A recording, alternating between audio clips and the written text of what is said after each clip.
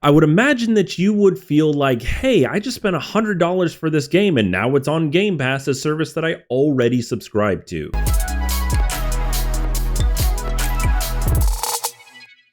Thanks for tuning into my channel, everybody. My name is John. A while back, I did a video talking all about how Game Pass is actually reducing the values of game buying. Now, that was actually more from the game producer side of things, so the people that actually make your games, and more specifically Sony, were the ones that were really just harping on Game Pass being bad for publishers. And we are seeing more evidence of this now that Diablo 4 has just come to Game Pass. Now, at the time of this video, it actually says coming soon to Game Pass, but you might be watching this after the fact. So March 28th is when Diablo 4, a huge game by Activision Blizzard, hit Xbox Game Pass, and this is less than a year after this game's initial release. So when we're looking here at the Diablo 4 information, we can see this game actually got released June of last year. So what does this actually tell us? Number one, this tells me that Microsoft is absolutely going to make good on getting the most benefit out of this Activision Blizzard King acquisition. Number two, we should absolutely expect to see all ZeniMax, all ABK, and all Xbox game studios with day one releases on Game Pass. We're looking here at a GameFile interview that they had with Phil Spencer,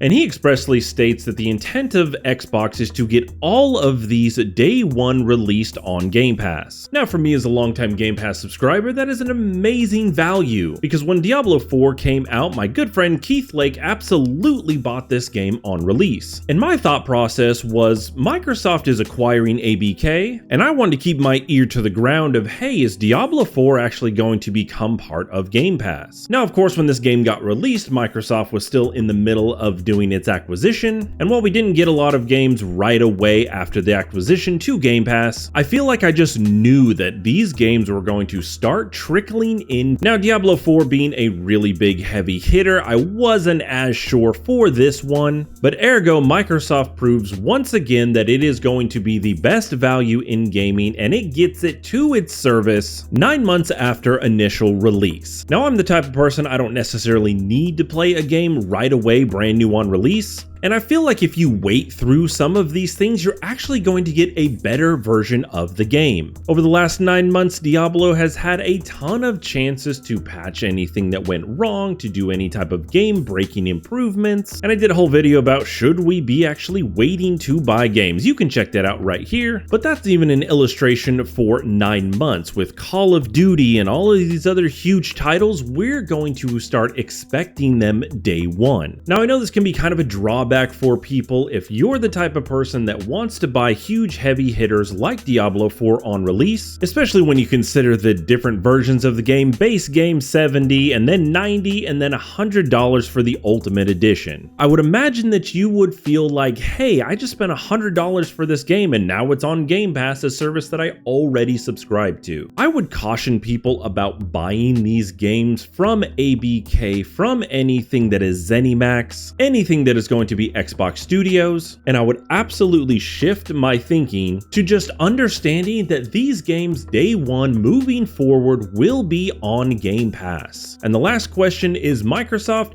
when? When are we going to start seeing all of these Call of Duty games? When are we going to start seeing more of the heavy hitters that ABK has been producing for a while? Phil has said sometime in 2024, and I would say that that date cannot come soon enough for Xbox. Thanks for watching the video today. Consider subscribing to the channel, and we will see you guys in the next one.